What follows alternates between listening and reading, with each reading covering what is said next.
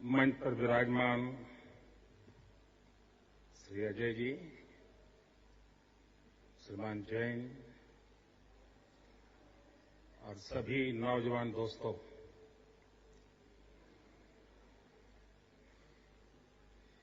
मैं गुजरात की धरती से आ रहा हूं, महात्मा गांधी की भूमि से आ रहा हूं और मैं सरदार पटेल की भूमि से आ रहा हूं।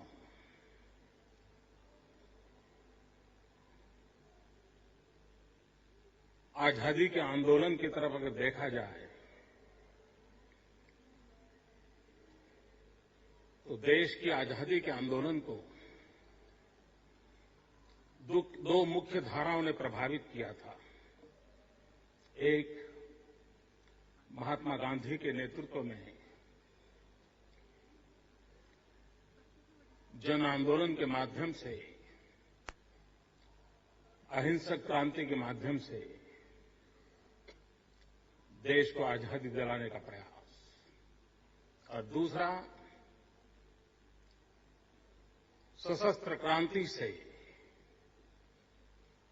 देश को आजादी दिलाने का प्रयास। और मित्रों, दोनों धाराओं का नेतृत्व किसी न किसी गुजराती के पास था। श्यामजी कृष्ण वर्मा थे, जो क्रांति गुरु माने जाते थे, जिन्होंने लंदन में इंडिया हाउस की स्थापना की थी, जिन्होंने देश में क्रांतिकारियों को दिशा देने का काम किया था। और महात्मा गांधी भी गुजरात से थे, जिन्होंने देश को आजादी दिलाई थी।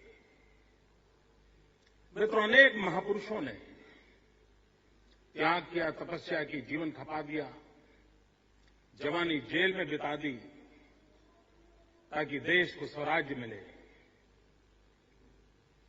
और इन लोगों के लगातार प्रयासों के कारण आखिर तो वो सपना साकार हुआ, हमें स्वराज्य मिला। लेकिन स्वराज्य के बाद 6 दशक से भी ज्यादा समय हो चुका है, लेकिन देश स्वराज्य के लिए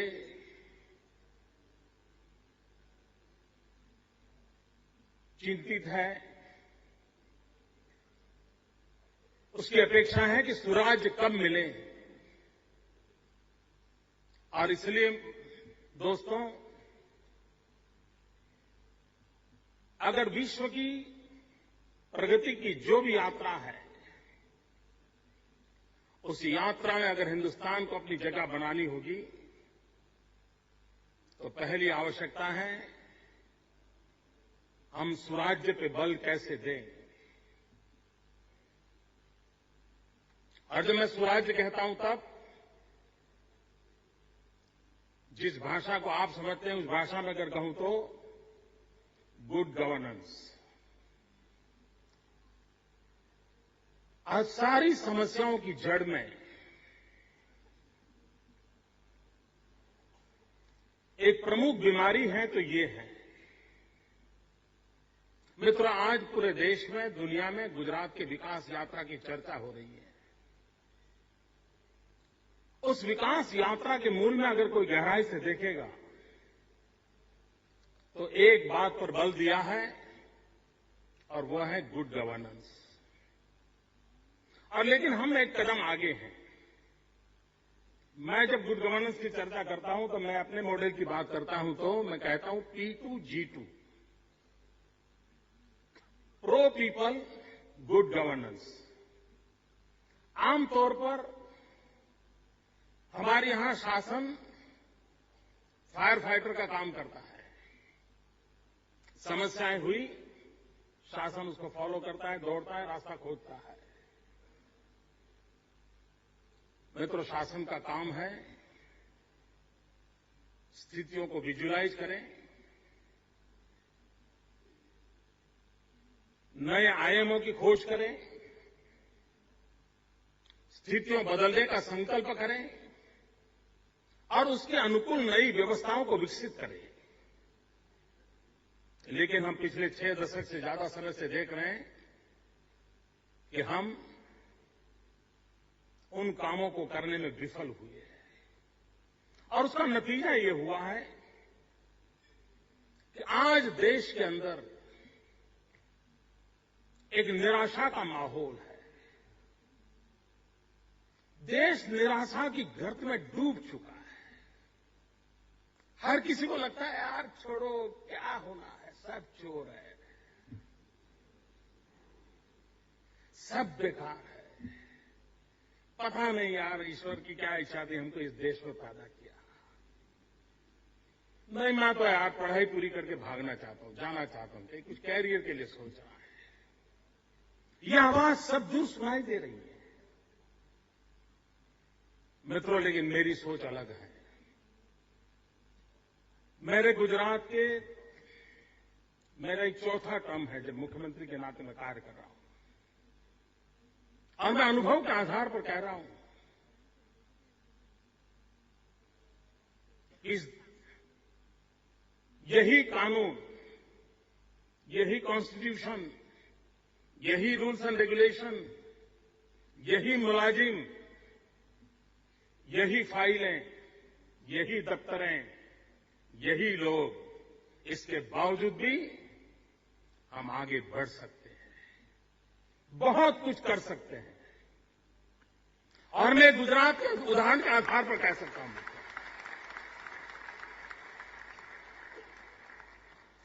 मित्रों, यहां आप लोग बैठे हैं, एक ही चीज को देखने का अलग अलग नजरिया होता है। मान लीजिए मैं आपको दिखाऊं तो आप में से जो आशावादी होंगे वो कहेंगे आधा ग्लास भरा हुआ है, जो निराशावादी हैं वो कहेंगे आधा ग्लास खाली है। मित्रों, मैं ये दो रास्तों से एक अलग रास्ते का इंसान हूं। मेरी तीसरी सोच है और मेरी सोच ये है, ये ग्लास भरा हुआ है, आधा पानी से, आधा हवा से।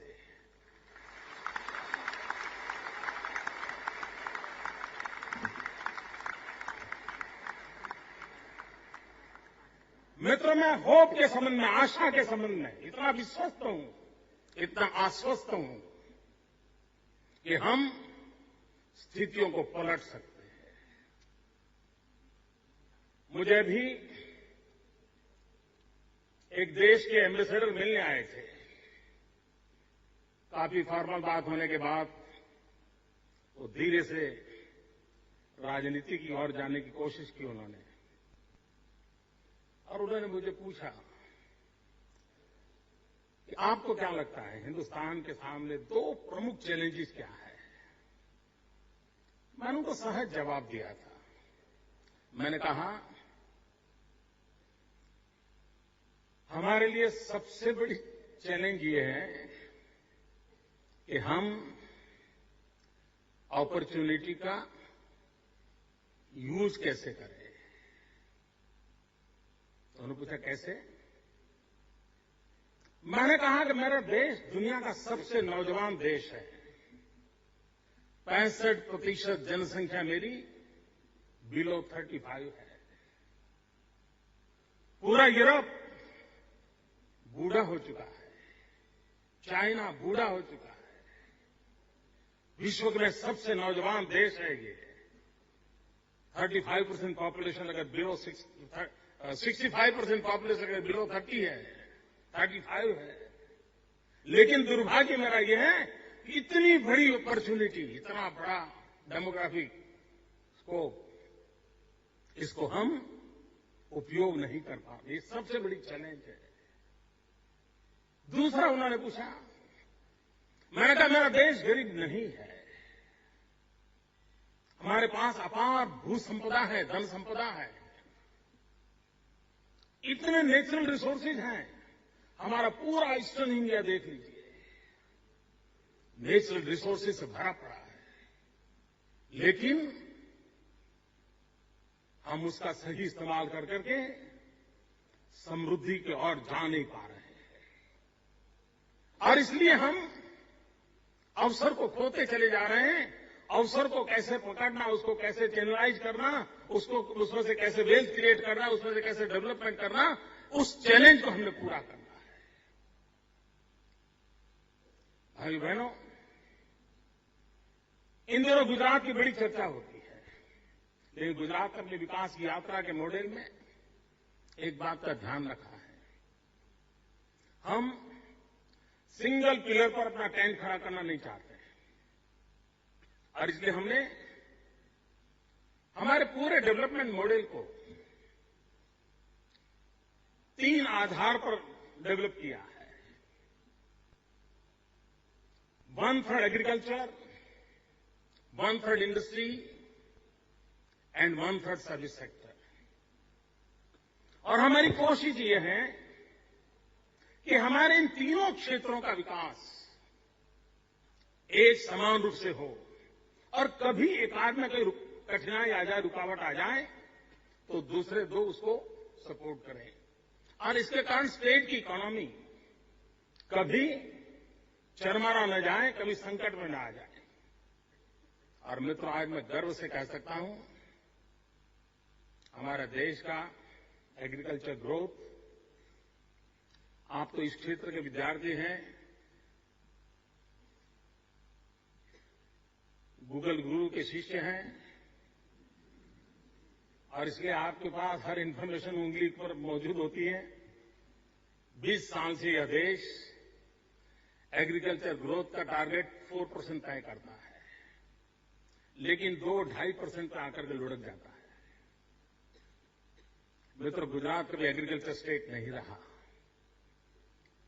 गुजरात यानी रेगिस्तान, और हमारी तो हालत यही है, इधर हमारे यहां रेगिस्तान, उधर पाकिस्तान।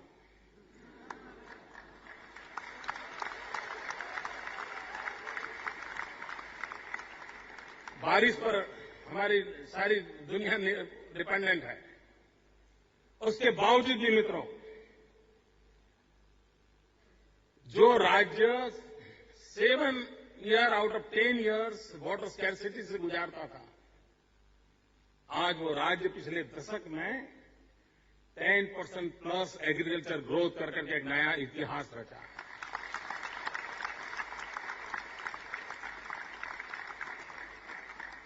और ये अचानक नहीं हुआ है दोस्तों, इसके लिए कड़ी मेहनत की गई है।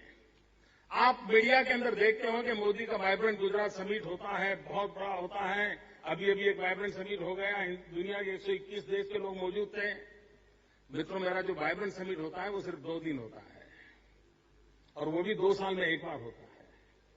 लेकिन मैं एवरी ईयर मई जून महीने में, जबकि गुजरात में टेम्परेचर 44 डिग्री होता है, 1 महीने के लिए कृषि महोत्सव करता हूं। मेरी सरकार के 1 लाख से ज्यादा सरकारी कर्मचारी, मेरे साथी, गांव जाते हैं, खेतों तक जाते हैं और लैब से लैंड तक नॉलेज ट्रांसफर कैसे करना, नए इनोवेशंस को खेत तक कैसे पहुंचाना, उसके लिए जी जान से जुटे रहते हैं। मित्र, हिंदुस्तान के अंदर मनुष्य के पास हेल्थ कार्ड नहीं है, लेकिन गुजरात एक ऐसा राज्य है जहां किसानों के पास सॉइल हेल्थ कार्ड है और उसके कारण उसे पता चलता है कि मेरी जमीन में क्या ताकत है, क्या नहीं है, क्या कमी है, कौन सा फर्टिलाइजर चाहिए, किस क्रॉप के लिए अनुकूल है, किस सीजन में क्या करना चाहिए, वो भली भांति जानता है। हमने भी तो जल संचय का बहुत बड़ा अभियान चलाया। 6 लाख से अधिक पानी को रोकने के लिए स्ट्रक्चर बनाए, छोटे छोटे। और गुजरात अकेला राज्य है, सारे देश में वाटर टेबल नीचे जा रहे हैं। We are only exceptional state जहां वाटर टेबल ऊपर आ रहे हैं। तो इसका परिणाम ये हुआ है कि आज मुझे स्मरण है मित्रों, मैं 2001-2 में जब पहली बार मुख्यमंत्री बना था, तब मेरे यहां we are a cotton grower state, 23 lakh bales cotton production था, 23 लाख गांठ। मित्रों, और इस वर्ष हमारा कॉटन का प्रोडक्ट है 1 करोड़ 23 लाख बेल्स।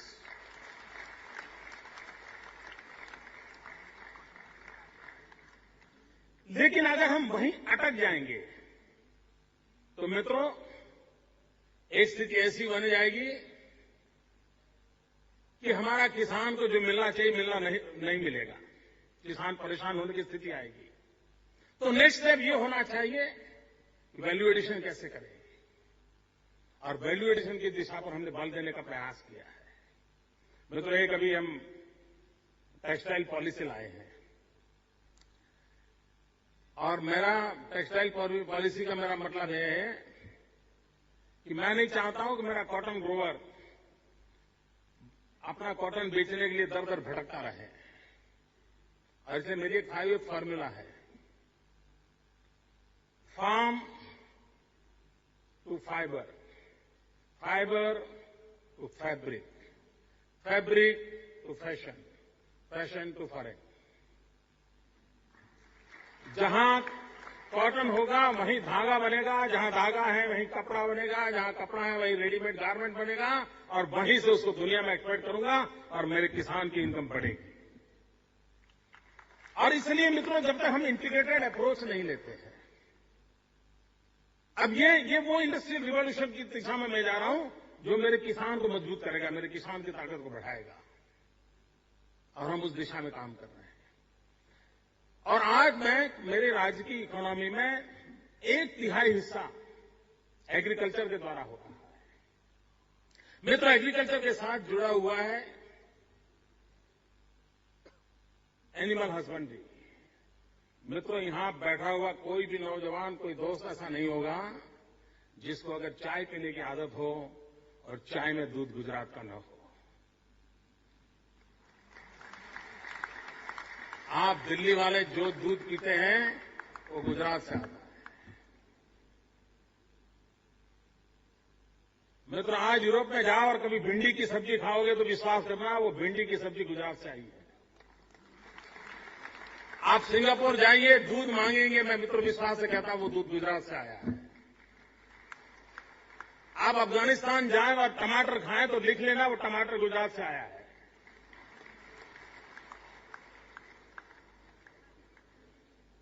मित्रों, हम एग्रीकल्चर सेक्टर को किस प्रकार से बदलाव लाते हैं और बदलाव का असर कैसा होता है, मैं एक छोटा सा उदाहरण देना चाहता हूं। महाराष्ट्र की सीमा पर कोई समय सीमा का भाई आप लोगों पर भरोसे हैं।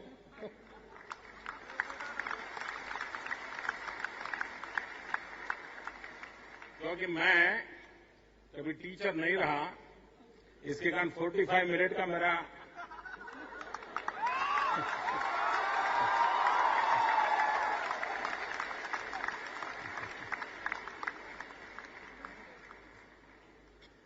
क्योंकि टीचर के कंप्यूटर में वो चिप होता है, 45 मिनट का प्रोग्रामिंग होता है। मतलब हमारे यहां महाराष्ट्र से सटा हुआ एक ट्रैवल बेल्ट है। उस ट्रैवल बेल्ट के कुछ किसान मुझे एक बार मिलने आए। मैं बहुत साल पहले, जबकि राजनीति में नहीं था, तो ट्रैवल बेल्ट पे काफी काम करता, तो मैं उस इलाके से परिचित था। उन्होंने कहा, साहब हमारे यहाँ कुछ रोड्स का करिए आप। मैंने कहा, भाई तुम्हारे यहाँ तो रोड बहुत अच्छे हैं, पक्का डामर की सड़क है, क्या चाहिए तुम्हें? और मैंने कहा 2 लेन रोड है। नहीं, बोले साहब रोड तो है, अच्छे रोड है, लेकिन हमारी कुछ कठिनाइयां हैं और हमें थोड़ा इंप्रूवमेंट चाहिए। मैंने कहा, क्या यार, क्या करोगे वहां जंगलों में? तो बोले, अब हम फिनलैंड के साथ एग्रीमेंट किया है और हम बनाना की खेती करते हैं और हमारा बनाना एक्सपोर्ट होता है। लेकिन ट्रक में जब बनाना लेकर के जाते हैं तो आज जो रोड है वो बीच बीच में कहीं इस प्रकार का झट आता है, तो हमारे 20% बनानास दब जाते हैं। और इसलिए हमें पेवर रोड चाहिए। मित्रों, दिल्ली के भी सभी इलाके में पेवर रोड नहीं होगा। देखिए हमारे देश के नागरिक की सोच देखिए, उसका दम देखिए, ट्राइबल की सोच देखिए। वो कहता है कि दुनिया के बाजार में मुझे बनाना पहुंचाना है, मेरे बनाना को कोई डैमेज न हो, इसलिए मुझे पेवर रोड की जरूरत है। मित्रों, ये एस्पिरेशन मेरे देश के नागरिकों के अंदर हो तो इस देश का भविष्य उज्जवल है। मैं साफ देखता हूं मित्रों।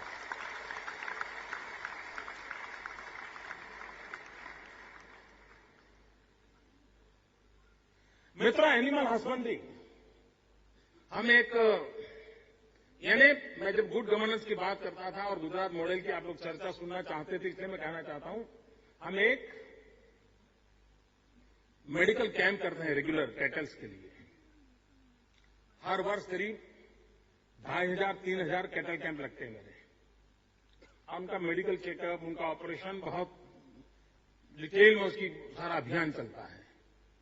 उसका परिणाम क्या है मित्रों? पिछले 6 साल में ये रेगुलर मेडिकल कैंप का परिणाम ये आया है कि मेरे यहां जो कैटल है, जो आमतौर पर छोटे मोटे उनको डिसीज होते थे, ज्यादा बारिश हो गई तो कोई डिसीज हो जाता है, कुछ खाने में आ गया तो डिसीज हो जाता है, बहुत धूप हो गई तो डिसीज हो जाता है। मित्रों, आज 6 साल की लगातार कोशिश का परिणाम ये है कि 120 डिसीज कैटल्स के टोटली इरेडिकेट हो गए हैं, टोटली इरेडिकेट। और उसका परिणाम ये आया है कि आज मेरे मिल्क प्रोडक्शन में 80% इंक्रीज है, 80% वृद्धि हुई है मित्रों। और अगर मेरे मिल्क प्रोडक्ट में 80% इंक्रीज होना मतलब जो गरीब किसान अपने घर में एक पशु रखता है, उसकी आय में कितनी वृद्धि हुई होगी आप अंदाज कर सकते हो। और जब गांव के अंदर आय में वृद्धि होती है तो गांव की खरीद शक्ति बढ़ती है, और जब गांव की खरीद शक्ति बढ़ती है तभी राज्य की इकोनॉमी आगे बढ़ती है। और इसलिए हमारी कोशिश है उसकी परचेजिंग पावर कैसे बढ़े, उसका परचेजिंग पावर कैसे बढ़े, और उस पर हम बल दे रहे हैं। और परचेजिंग पावर तब नहीं बढ़ता है जब तक कि हमारा इकोनॉमिकल डेवलपमेंट, हमारा ग्रोथ का चार्ट सस्टेन नहीं करता है। अगर वो लचीला है, ऊपर नीचे होता है तो स्थिति पर नहीं आती है।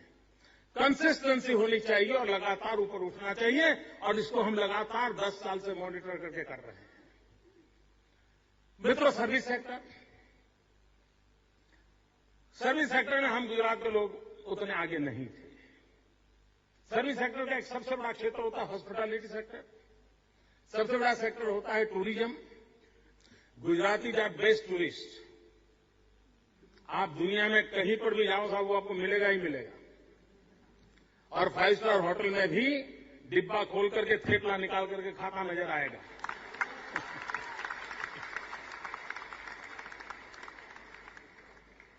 लेकिन Gujarat was never a tourist destination.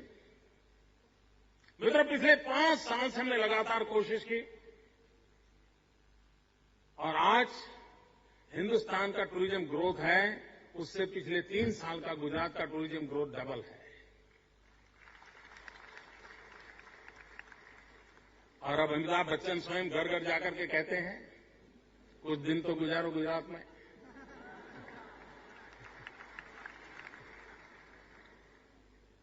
और मुझे विश्वास है आप लोग जरूर कभी न कभी आओगे, और हो सकता है रहने का पसंद करोगे। तो मित्रों, सर्विस सेक्टर में भी हमने काफी बल दिया है और उसका एक परिणाम आया है। मित्रों, एक एजुकेशन का क्षेत्र देख लीजिए। जब 2001-2 का काल था तब मेरे गुजरात में 11 यूनिवर्सिटीज थी। Today we have 42 universities. और मैं यूनिवर्सिटी जब कहता हूं तब we are first in the world where we have a forensic science university. मित्रों, आज पूरी दुनिया में क्राइम वर्ल्ड ने रूप बदल दिया है। होलैंड में बैठा हुआ बच्चा हैकिंग करके आपकी बैंक में से सारे रुपए उठा के ले जा सकता है। साइबर क्राइम बढ़ता चला जा रहा है, इकोनॉमिक ऑफेंस बढ़ते जा रहे हैं। उन सारी दुनिया में से अगर हमको कोई व्यवस्था खड़ी करनी है तो forensic science is only way. और दुनिया में कहीं पर भी फॉरेंसिक साइंस यूनिवर्सिटी नहीं है। We are the first in the world. और आज इजराइल, जो कि सिक्योरिटी की दुनिया में बहुत बड़ा माना हुआ नाम है, ऑस्ट्रेलिया है, कनाडा है, दुनिया के समृद्ध देश ये हमारी फॉरेंसिक साइंस यूनिवर्सिटी के साथ जुड़ करके उसके डेवलपमेंट के अंदर हमारे हिस्सेदार हैं और ग्लोबली हमने अपना रेपुटेशन प्राप्त किया है। मित्रों, हिंदुस्तान में गुजरात एक पहला राज्य है जिसने रक्षा शक्ति यूनिवर्सिटी बनाई है। मित्रों, आप दिल्ली के अंदर इन दिनों काफी गुस्से में हैं, आक्रोश में हैं लॉ एंड ऑर्डर को लेकर के। हर कोई इसके लिए अपनी चिंता जताता है। मैं यहां आलोचना करने आया नहीं हूं, लेकिन क्या रास्ते खोज सकते हैं? मित्रों, आज क्या है? आज लॉ एंड ऑर्डर सिचुएशन के सिलसिले में कहा था कि ज्यादातर क्या होता है, हमारे यहां जो पुलिस का रिक्रूटमेंट है वो कैसे होता है? बॉडी की साइज पे होता है। अगर वो 6 फुट का है तो उसकी भर्ती हो जाती है। 6-8 महीना वो इधर उधर उसको दौड़ाते हैं, हाथ में बंदूक पकड़ा देते हैं, यूनिफॉर्म आ जाता है, कानून उसके हाथ में आ जाता है। मित्र, उसमें बदलाव की जरूरत है। गुजरात ने एक परिवर्तन लाया है। हमने एक रक्षा शक्ति यूनिवर्सिटी बनाई है और रक्षा शक्ति यूनिवर्सिटी में जो भी सिक्योरिटी फील्ड में जाना चाहता है, चाहे आर्मी में जाना चाहता है, एयरफोर्स में, कहीं पर भी, वो 10वीं के बाद उस यूनिवर्सिटी को ज्वाइन कर सकता है, 12th के बाद ज्वाइन कर सकता है और रेगुलर 3 साल का 5 साल का कोर्स कर करके, और उसमें सब विषय उसको पढ़ाए जाते हैं। उसको मॉब साइकोलॉजी भी पढ़ाई जाती है, उसको कानून भी बताया जाता है, संविधान भी पढ़ाया जाता है और एक परफेक्ट, और जब जाकर के वो पुलिस में जब भी रिक्रूटमेंट होगा वो जाएगा, भर्ती के लिए खड़ा हो जाएगा। और इसलिए क्वालिटी मैन पावर ये हम ला सकते हैं। मित्र, आज गुजरात का पुलिस बल जो है वो हिंदुस्तान का सबसे नौजवान पुलिस बल है। इतनी बड़ी मात्रा में हमने 20, 22, 25 साल के नौजवानों को भर्ती किया है और उसमें वो टेक्नो से भी होना चाहिए, हमारा आग्रह रहा है। और आज मेरे यहां कांस्टेबल लेवल के लोग भी काफी टेक्नो से भी पूरी टीम मेरे पास है। यानी हम किस प्रकार से बदलाव लाते हैं। मित्रों, वी आर फर्स्ट जिसने एक यूनिवर्सिटी चालू की है, Indian Institute of Teachers education, IITE। मित्रों, आज हमारे देश में से IIM है, IIM से CEO निकलते हैं और दुनिया में से कैंपस इंटरव्यू होकर के विश्व के अंदर बहुत बड़ी बड़ी कंपनियों के CEO बनते हैं। लेकिन आज आप किसी भी परिवार को पूछोगे कि आपकी एक इच्छा बता दीजिए क्या है, कितना ही धनी इंसान क्यों न हो, उसको अगर एक इच्छा पूछते हैं तो बताता है कि मुझे मेरे बेटी की अच्छी शिक्षा चाहिए, अच्छा टीचर चाहिए। हर माँ बाप अरबों खरबों का मालिक क्यों न हो, उसको अपने बच्चे के लिए अच्छा टीचर चाहिए। मित्रों, क्यों न हम साइंटिफिक ढंग से अच्छे टीचर तैयार करने के लिए काम करें। We are the first in India who started this university, Indian Institute of Teachers Education. 12th के बाद जो टीचर बनना चाहता है उसकी पूरी 5 साल वहीं ट्रेनिंग होगी और टीचर बनकर के आएगा। और मित्रों, मेरा सपना है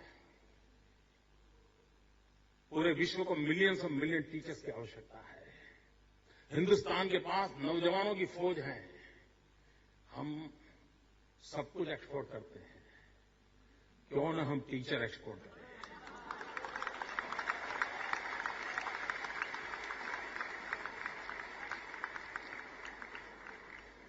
और मित्रों, मैं साफ कहता हूं, एक व्यापारी जाता है दुनिया के देश में, कोई माल एक्सपोर्ट करता है या व्यापार करता है तो वो डॉलर और पाउंड पर कब्जा करता है, लेकिन एक टीचर जाता है तो पूरी पीढ़ी पर कब्जा कर लेता है। जी,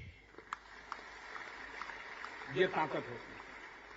मित्रों, भारत ने उस रूप में देखना चाहिए चीजों को, इस विजन के साथ देखना चाहिए। हमने अपने एक कोने में अपने आप को फंसाए रखने की आवश्यकता नहीं है। उसी प्रकार से मित्रों, दूसरा है हमारा इंडस्ट्रियल डेवलपमेंट। इंडस्ट्रियल डेवलपमेंट के सेक्टर में ये बात सही है मित्रों कि हम इसलिए पिछड़ रहे हैं कि हमने टेक्नोलॉजी अपग्रेडेशन में ध्यान नहीं दिया। मित्रों, एक समय था गुजरात में अहमदाबाद मैनचेस्टर ऑफ इंडिया कहलाता था। कपड़े की मिलें इतनी बड़ी मात्रा में थी, जहां भी देखो आपको कपड़ों की मिलों की बहुत बड़ी बड़ी चिमनियां दिखती थी। वो पूरा उद्योग नष्ट हो गया आज से 30-40 साल पहले। कारण क्या? क्या लोगों को कपड़ों की जरूरत नहीं थी क्या? जरूरत थी, मार्केट तो बहुत बड़ा था, लेकिन टेक्नोलॉजी अपग्रेडेशन करके कॉम्पिटिटिव वर्ल्ड के अंदर खड़े रहने के लिए जो परिवर्तन की जरूरत थी वो नहीं कर पाए। मित्रों, हिंदुस्तान को दुनिया की बदलती हुई चीजों में अपनी जगह बनानी है, तो इस बात को हमने देखना होगा, हमने टेक्नोलॉजी अपग्रेडेशन इज मस्ट। मित्रों, आज सारे विश्व का ध्यान हिंदुस्तान की तरफ है। क्यों? क्योंकि उनको लगता है कि हिंदुस्तान एक बहुत बड़ा बाजार है।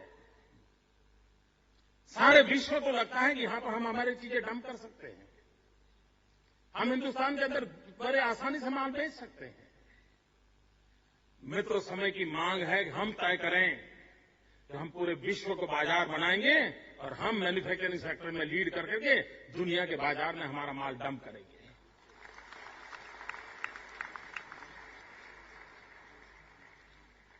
और इसके लिए मित्रों ब्रांडिंग जरूरी होता है। आपको मित्रों, आपने शायद आपके वो नसीब आया नहीं, लेकिन हम जिस आयु के हैं, अजय और हम जब छोटे थे तो बाजार में मेड इन जापान सुनते ही अच्छा हो, ले लिया। मेड इन जापान उठाओ, पेन भी है, मेड इन जापान उठाओ। कोई पूछता नहीं था कि किस कंपनी का प्रोडक्ट है, किस कंपनी, कोई नहीं पूछता था, सिर्फ मेड इन जापान। कभी कंपनी का नाम नहीं था, गांव का नाम नहीं, कुछ नहीं था। मित्रों, क्यों न हम दुनिया के सामने मेड इन इंडिया का बिल्कुल हमारा ढोल न पीट दें। लेकिन ये ब्रांडिंग करने के लिए एक आध जगह नहीं होते, कई प्रकार के विषय होते हैं। आप देखिए, अभी इन दिनों आप में से किसी को जापान जाने का अवसर मिला हो, मैं अभी मेरे यहां चुनाव के पहले जापान सरकार के निमंत्रण पर जापान गया था। 2012 अगस्त सितंबर में मैं हैरान था। होटल में गए तो क्रॉकरी पर भी एक स्लोगन लिखा है, बिस्किट आते हैं तो बिस्किट पर भी एक स्लोगन का स्टिकर लगाया हुआ है, ट्रैवलिंग का टिकट लेते हैं तो एक स्लोगन है उस पर। कोई ऐसी जगह नहीं होगी जहां पर एक स्लोगन न लिखा हो। और स्लोगन क्या है? आपसे उस समय की बात है, 8 साल के बाद ओलंपिक का होस्ट जापान है। 8 साल के बाद ओलंपिक होने वाला है, उसकी तैयारी और उसका एनवायरमेंट क्रिएट करने के लिए हर जगह पर we are waiting for Olympic, we are ready for Olympic, be ready for Olympic. क्या माहौल खड़ा किया मित्रों। यानी ओलंपिक जब आए तब आए, लेकिन ओलंपिक के माध्यम से एक देश का सा स्पिरिट पैदा किया जा रहा है। तो हमारा उल्टा क्या हुआ?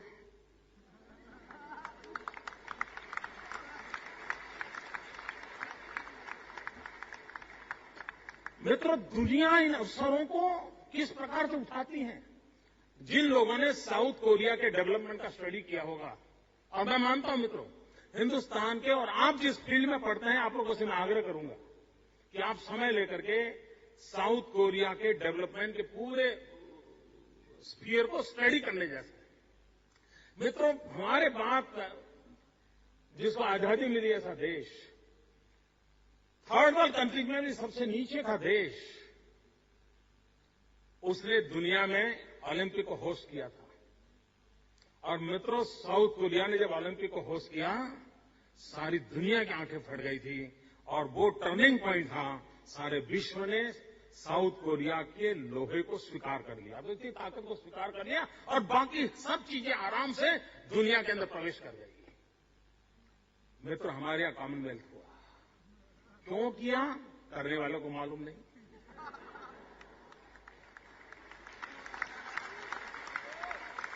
मित्रों, 100 करोड़ का देश एक इवेंट से पूरे देश का कैसे ब्रांडिंग कर सकता है। और मित्रों, ग्लोबली अगर आपको देखना है तो करना पड़ता है। और उस अर्थ में मैं कहना चाहता हूं, मेरे गुजरात का vibrant Gujarat global investor summit. मैं जब अंदर आ रहा था, मैंने जैन साहब को पूछा, नौजवान क्या सुनना चाहते हो? जो विषय उन्होंने कहा वो मैं भी बोलना चाहता हूं। उन्होंने कहा, भाई आपका ग्लोबल रिलेवेंस हमें समझाइए। मित्रों, आपको आज जान करके खुशी होगी मित्रों, मैं दिसंबर एंड तक चुनाव में बिजी था। लास्ट वीक ऑफ दिसंबर मेरा शपथ हुआ और जनवरी 11 को मैंने वाइब्रेंट समिट ऑर्गेनाइज किया।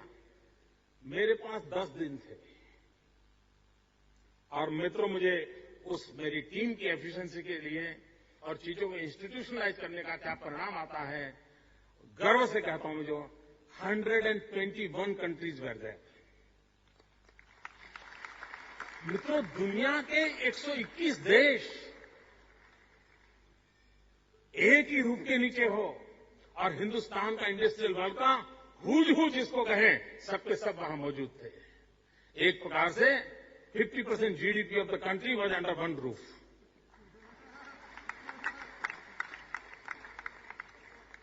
ये दृश्य जब दुनिया देखती है तो उनको विश्वास होता है, उनको भरोसा होता है, हाँ भाई यहां मेटल है, दम है, हम इनके साथ जुड़ सकते हैं। और एक बार हमारा प्रभाव चल पड़ता है फिर कोई रोकने वाला नहीं होता है। तो आज ये बेनिफिट गुजरात को मिल रहा है और गुजरात हिंदुस्तान का एक वो इलाका है जो हिंदुस्तान की सेवा कर रहा है। ये कोई गुजरात की जेब में नहीं जा रहा है, देश की भलाई के लिए जा रहा है।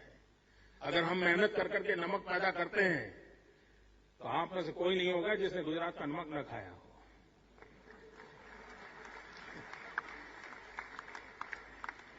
तो काम भले ही होता हो, फायदा पूरे देश को होता है। और वैसे भी हमारा मंत्र है भारत के विकास के लिए गुजरात का विकास, और उसी तर्ज पर हम काम कर रहे हैं। मित्र, एक और हमने बल दिया है गुजरात में, और वो है मैन्युफैक्चरिंग सेक्टर में 2 चीजों पर आग्रह से हमें काम करना चाहिए। एक, हम जो भी प्रोडक्ट करें जीरो डिफेक्ट हमारा आग्रह होना चाहिए। अगर हमें ग्लोबली अपना रेपुटेशन खड़ा करना है तो जीरो डिफेक्ट ये हमारी पहली शर्त होती है। और दूसरी शर्त होती है पैकेजिंग। मित्रों, कभी कभी बढ़िया चीज भी हमारे पैकेजिंग की गड़बड़ के कारण परेशान हो जाती है। और पैकेजिंग कभी ऐसा होता है जहां डिलीवरी पहुंचती है तब तक पूरा बक्सा टूट गया होता है। मित्रों, आपको जानकर के हैरानी होगी, पंडित नेहरू के जमाने में एक कमीशन बैठा था, हाथी कमीशन। जयसुखलाल हाथी करके थे, और उस समय का काम उनको दिया था कि आयुर्वेद को कैसे प्रचारित किया जाए। इतना बढ़िया हमारा नेचुरल मेडिसिन जो है उसको प्रचारित कैसे किया जाए। तो हाथी कमीशन का रिपोर्ट बड़ा इंटरेस्टिंग है। आप देखिए मित्रों, हर्बल मेडिसिन में आज चाइना दुनिया में सबसे ज्यादा एक्सपोर्ट करता है। हम जो कि ये हमारी अमानत है, हमारे पूर्वजों की बहुत बड़ी हम भेंट है, आज हर्बल के एक्सपोर्ट में हमारा कहीं स्थान नहीं है। लेकिन उस हाथी कमीशन का रिपोर्ट बड़ा इंटरेस्टिंग, उसने पहले पेज पे लिखा है कि आयुर्वेद तब तक लोकप्रिय नहीं होगा जब तक कि आयुर्वेद के पैकेजिंग में कोई हम वैज्ञानिक परिवर्तन नहीं लाते हैं। पहले आयुर्वेद क्या था, पुड़िया होती थी, लोग पुड़िया लेके कहां घूमेंगे, कोई कहते टैबलेट चाहिए, टैबलेट भी बढ़िया पैकेजिंग में चाहिए। ये जब से आयुर्वेद में बदलाव आना शुरू हुआ, हमारे देश में भी आयुर्वेद पॉपुलर हुआ। मित्रों, हमें पूरे विश्व की जो एक कंज्यूमर की साइकी है, एक बायर की साइकी है, उस साइकी को स्टडी कर करके हमने हमारे मैन्युफैक्चरिंग वर्ल्ड को डेवलप करना पड़ेगा। और एक बार हमने अपना रुतबा जमा दिया तो मित्रों, मैं मानता हूं सारी दुनिया हमारे तरफ आकर्षित होने की पूरी संभावनाएं पड़ी है और उसको लेकर के हम आगे बढ़ सकते हैं। भाइयों बहनों, ये वर्ष स्वामी विवेकानंद जी की 150वीं जयंती का वर्ष को पूरा देश मना रहा है। गुजरात सरकार भी विवेकानंद जी के 150 वर्ष की जयंती मना रहा है। हमने इसे युवा वर्ष के रूप में घोषित किया है। मित्रों, तय ये करना है कि हमारे देश के युवा की तरफ हम किस नजर से देखना चाहते हैं। मुझे चिंता हो रही है कि हमारे देश का एक तबका और ज्यादातर राजनीतिक दुनिया के लोग, उनके दिमाग में हमारा देश का युवा ये सिर्फ न्यू एज वोटर है। और अगर यही सोच रही, मैं नहीं मानता हूं कि हम स्थितियों को पलट सकते हैं। मित्रों, मैं उसी परंपरा से आ रहा हूं राजनीति की, मैं उसी अखाड़े से आया हूं, लेकिन मेरी सोच भिन्न है। मैं चाहूंगा कि मेरा देश मेरे इन नौजवानों को सिर्फ न्यू एज वोटर न माने, वो स्वीकार करें कि ये हमारे युवा न्यू एज पावर है। अगर न्यू एज पावर है तो फिर उनकी तरफ देखने का, उनकी शक्तियों का उपयोग करने का दृष्टिकोण पलट जाएगा। मित्र, स्वामी विवेकानंद ने सपना देखा था कि मैं साफ देख रहा हूं कि मेरी भारत माता एक दिन जगत गुरु के स्थान पर विराजमान होगी। विश्व गुरु के रूप में मैं मेरी भारत मां को देख रहा हूं,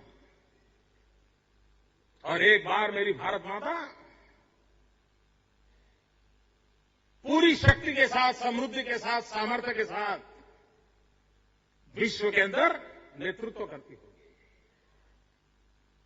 नौजवान दोस्तों, मेरा स्वामी विवेकानंद के शब्दों में बड़ी मेरी श्रद्धा है। उन्होंने ये बात कहे 125 साल हो गए। उनका जीवन काल 150 साल का जन्मदिन मना रहे हैं।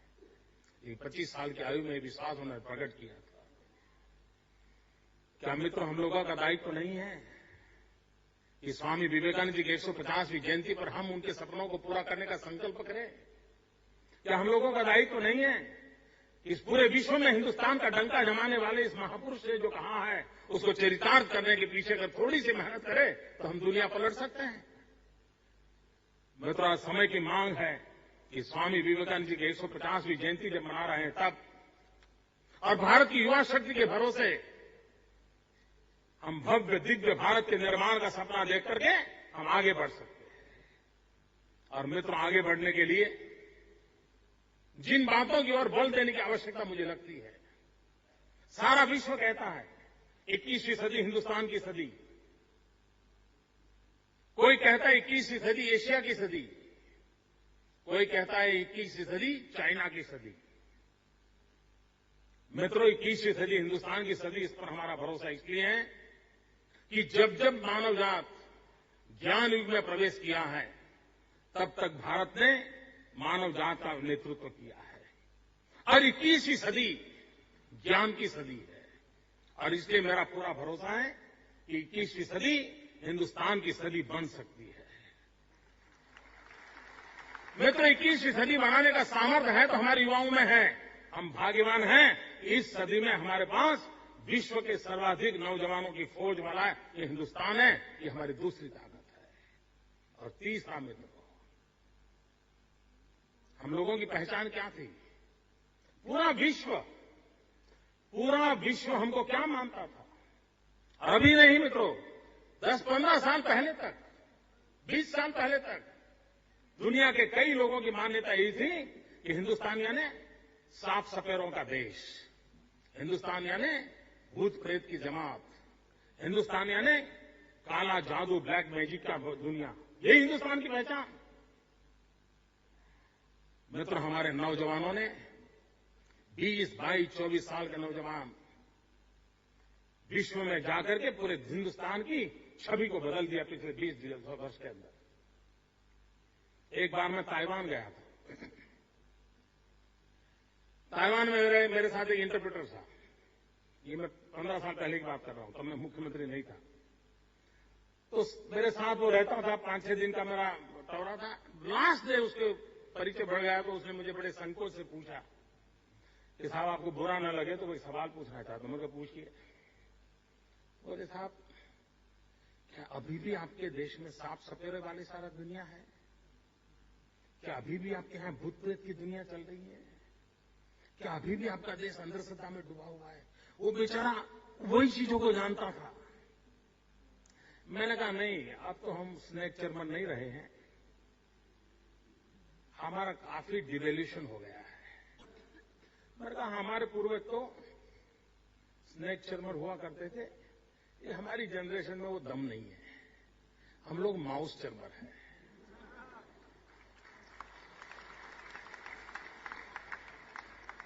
और मित्रों, आज मेरे हिंदुस्तान का नौजवान कंप्यूटर के माउस पर हाथ रख करके पूरी दुनिया को डुलाने की ताकत रखता है। ये ताकत मेरे देश में है। ये ताकत मेरे देश के नौजवान में है। मित्रों, पूरी उंगली के भरोसे पूरे विश्व के अंदर हिंदुस्तान की पहचान बनाने का काम ये मेरे देश के 20-22 साल के नौजवानों ने किया है, कि देश के किसी नेता ने नहीं किया है।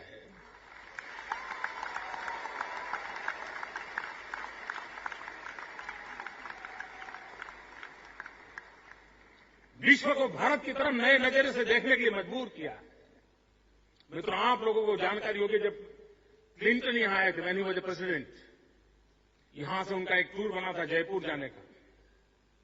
वो जयपुर के गांव में गए थे और गांव में महिलाएं किस प्रकार से वहां का कोऑपरेटिव सोसाइटी चलाते हैं, कैसे कंप्यूटर कहती है, घूंघट ताक करके सारी महिलाएं अपना कारोबार चला रही थी। क्लिंटन को उस गांव में ले गया और सारा लाइव टेलीकास्ट चलता था। और वैसे भी हमारे देश में जो विदेश के लोग आते हैं तो हम लोग जरा ज्यादा ही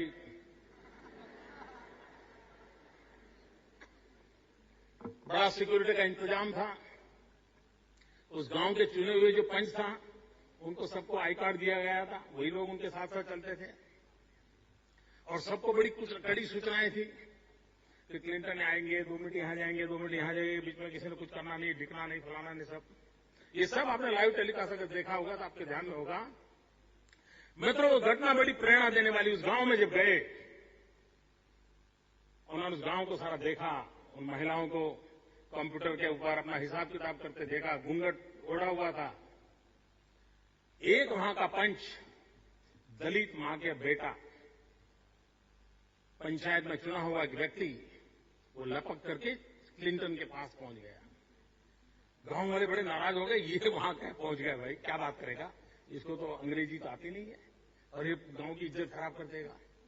और ये जाकर के क्लिंटन के साथ आंख में आंख मिलाकर के बोलने लगा। सारे लोग गांव के थे, उनके आंख कान खड़े हो गए कि क्या क्या। लोगों को लगे यार शायद वीजा मांगता होगा।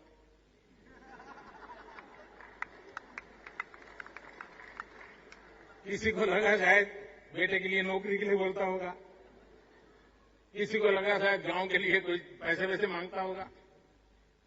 मित्रों, ये गरीब दलित मां का अनपढ़ बेटा दुनिया की महासत्ता के नायक के सामने खड़े होकर के कहता है, और पूरे विश्व ने उस घटना को टीवी पर देखा था। वो उनको पूछता है, मिस्टर क्लिंटन, क्या आप अभी भी मेरे देश को पिछड़ा हुआ मानते हो, गरीबी में डूबा हुआ मानते हो, अंधश्रद्धा में लिप्त मानते हो? उनको जब इंटरप्रेटर ने इंटरप्रेट करके दिया तो क्लिंटन का चेहरा इधर हो गया और उन्होंने कहा, नहीं, मैं अब ऐसा नहीं मानता हूं और मैं दुनिया में जहां जाऊंगा, मैं हिंदुस्तान क्या है ये मैं दुनिया को बताऊंगा।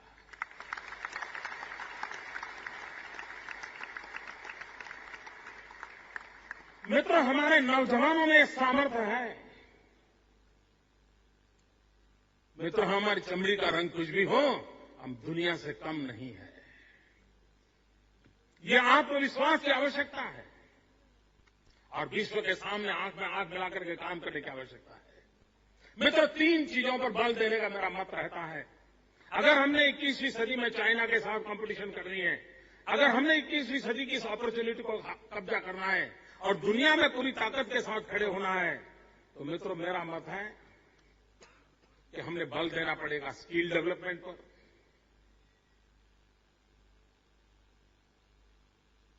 दूसरा मित्रों, हमारा स्केल बड़ा होना चाहिए और तीसरी बात, हमारी स्पीड तेज होनी चाहिए। स्किल, स्केल एंड स्पीड, ये 3 चीजों को हमने आत्मसात करने की आवश्यकता है। मित्रों, आज हमारे नौजवानों के पास मस्तिष्क है, इरादा है, भुजाएं हैं, लेकिन स्किल के अभाव में वो विकास की यात्रा में हिस्सेदार नहीं बन पा रहा है। हमने गुजरात के अंदर स्किल डेवलपमेंट का अभियान चलाया है। लाखों की तादाद में नौजवानों को स्किल डेवलपमेंट के लिए हम काफी बजट लगा रहे हैं और भारत में किसी भी जगह पर इतनी बड़ी मात्रा में नहीं हो रहा है, इतनी बड़ी मात्रा में हो रहा है। और स्किल डेवलपमेंट का नजरिया भी देखिए। हमने हमारे अफसरों को कहा कि भाई ऐसा करो, जन्म से मृत्यु तक व्यक्ति को किन किन चीजों की आवश्यकता होती है जरा सूची बनाइए। तो ध्यान में आया कम से कम 1000 चीजें ऐसी हैं जिसकी हर व्यक्ति को जरूरत पड़ती है जीवन से मरण में। ये तो सरसरी नजर से बनाया। मैंने कहा अगर 1000 चीजों की जरूरत है मतलब ये 1000 प्रकार की स्किल की जरूरत है, तो हम उन 1000 टाइप ऑफ स्किल डेवलपमेंट चालू करो। मित्रों, आज हम बहुत तेजी से नए नए स्किल डेवलपमेंट के मिशन को लेकर आगे बढ़ रहे हैं और उसका हमें बहुत परिणाम मिला। तो स्पीड, हम ऐसे काम कर रहे हैं कि कागज पर 2-2 साल निकाल देते हैं। मित्रों, आप सब लोग, आप इस क्षेत्र के विद्यार्थी हो और मेरी एक सोच है, government has no business to do a business. ये मेरी बिल्कुल सोच है मित्रों। मिनिमम गवर्नमेंट, मैक्सिमम गवर्नेंस, इसके बिना कोई चारा नहीं है। मित्रों, आप लोग नैनो कार की घटना से परिचित हैं। आपने केस स्टडी के विषय में जाना होगा। लोग कहते हैं, रतन टाटा भी कहते हैं कि भाई हम गए और बिल्कुल मिनटों के अंदर सारा काम हो गया, हमारा प्रोजेक्ट हो गया, हम प्रोडक्शन में चले गए, 1 साल गए। इसकी सारी घटनाएं जानते हैं। मैं एक और घटना सुनाना चाहता हूं। मैं ज्यादा समय नहीं ले रहा हूं ना। आप लोग बताइए भाई, कंटिन्यू करें पक्का? मित्रों, एक दिन मेरे ऑफिस में एक नौजवान आया। बड़ा प्रेजेंटेबल भी नहीं था, कम्युनिकेशन भी बड़ा वीक था और ओरिजिनली वो इंडियन था, लेकिन उसका जन्म अफ्रीका में हुआ था और बाद में वो कनाडा शिफ्ट कर गया था और वहीं पर वो डेवलप हुआ था। वो ओरिजिनल गुजराती था। वो मुझे मिलने आया। 5-6 मिनट वो अपनी बात बता रहा था, लेकिन मुझे कुछ जम नहीं रहा था। हमारा केमिस्ट्री मैच नहीं हो रही थी। मुझे लगा ये मेरा समय बर्बाद करता है। मैं बिल्कुल सही बात बता देता हूं दोस्तों, आपके सामने झूठ क्या बोलना।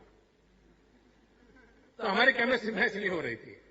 तो मैंने कहा भाई ये जल्दी जाए तो अच्छा, मुझे बहुत काम है। तो मैंने कहा ऐसा करो भाई, आपको जो काम आपके मन में है, आप बड़ौदा जाओ, वहां के मेरे कलेक्टर को मिलो और ये उसके लेवल पर आपका काम, उसी से चर्चा करो। फिर कोई तकलीफ हो तो मुझे बताना।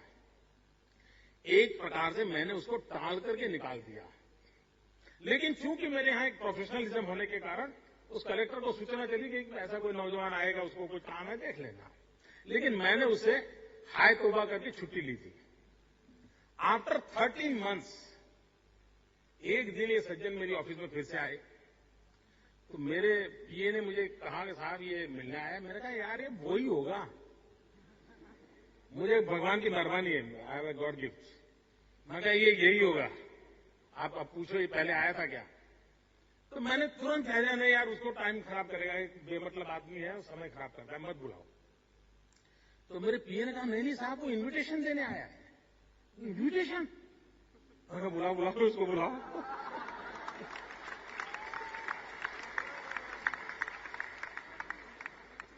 तो कह रहा है साहब मैं आपको मिला था, अब हमारी फैक्ट्री बन गई है, आपको उद्घाटन के लिए इनवाइट करने आया हूं। मित्रों, मैं हैरान था। जो व्यक्ति मुझे मिला और मुझे कुछ दम नहीं लगा था, वो मुझे कह रहा है कि मेरी फैक्ट्री बन गई। अब मैं उस पर इतना प्रभावी हो गया, मुझे इतना मेरे मन पे इंप्रेशन हो गया उसका। मैंने कहा दोस्त मैं तेरी फैक्ट्री को उधार रही है, पक्का आऊंगा। मैं गया तो मैंने वादा किया मैं आऊंगा। तो उसने मुझे कहा साहब फिर से 6 महीने के बाद दोबारा आना पड़ेगा आपको। मैंने कहा क्यों? अभी तो बोले फैक्ट्री का उद्घाटन है, 6 महीने के बाद हमारी फर्स्ट प्रोडक्ट हम लॉन्च करेंगे, तो उस फर्स्ट प्रोडक्ट लॉन्च करें तब भी आपको आना है। मैंने कहा यार 2 बार एक कंपनी में मेरा जाना तो क्या मतलब है, तुम अब ठीक है कर रहे हो तो मैं आ जाऊंगा। मेरे नौजवान मित्रों, आपको जानकर के आश्चर्य होगा,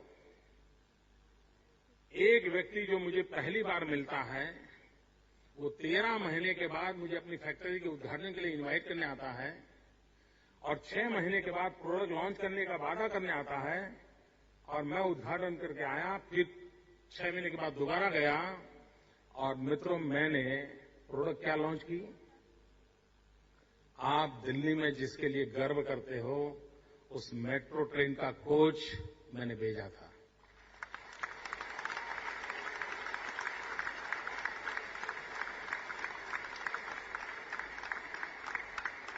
आप कल्पना कीजिए स्पीड की कि एक व्यक्ति अभी तो मैप देख रहा है कि किस इलाके में जाऊं, वो 19 महीने के बाद पहला मेट्रो का कोच बना करके दिल्ली को डिलीवरी देता है और आज दिल्ली के अंदर जितने मेट्रो के कोच आ रहे हैं वो गुजरात से बनकर के आ रहे हैं।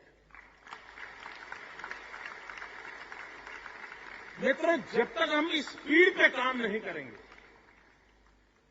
होती है, चलती है, देखेंगे, करेंगे, तो दुनिया हमारा इंतजार नहीं करेगी, दुनिया आगे चली जाएगी। और इसलिए हमारी पूरी शासन व्यवस्था में, हमारी सोच में इन चीजों को बदलाव लाना पड़ेगा। और स्केल भी मित्रों छोटे स्केल पे काम नहीं हो पाएगी, बहुत बड़े स्केल पे काम करना चाहिए। आपको कभी मौका मिले तो गांधीनगर में आइए, मैंने एक महात्मा मंदिर बनाया है, हिंदुस्तान का सबसे बड़ा कन्वेंशन सेंटर बनाया है, और उसको बनाने में मुझे 162 डेज लगे थे, 162 दिवस। हिंदुस्तान का सबसे बड़ा कन्वेंशन सेंटर वो बना है। मित्रों, स्केल कितना बड़ा होना चाहिए जिसका आप अंदाज कर सकते हैं। और इसलिए आवश्यकता है कि हम इन चीजों पर बल देते हुए हम विकास की यात्रा को आगे बढ़ाएं। और एक बात निश्चित है मित्रों, सभी समस्याओं का समाधान डेवलपमेंट है। विकास के बिना कोई चारा नहीं मित्रों।